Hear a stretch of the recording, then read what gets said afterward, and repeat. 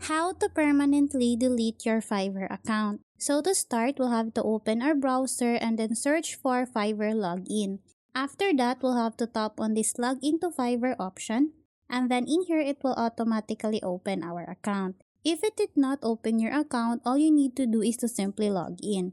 Once logged in, go on the right part of the screen and then tap on this profile picture icon. After that, tap on settings.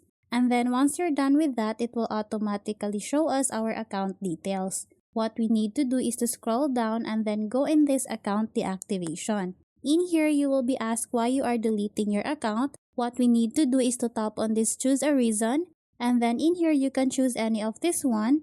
And then once you're done with that, you can also type here your specific reason.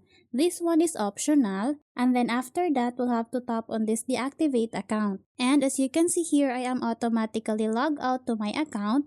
And then on top, it says that my Fiverr account is closed. So that's how easy we can permanently delete Fiverr account. Thanks for watching, and if you find this video helpful, please don't forget to subscribe, hit the like button and then the notification bell so you won't miss any of our future videos. See you on the next one!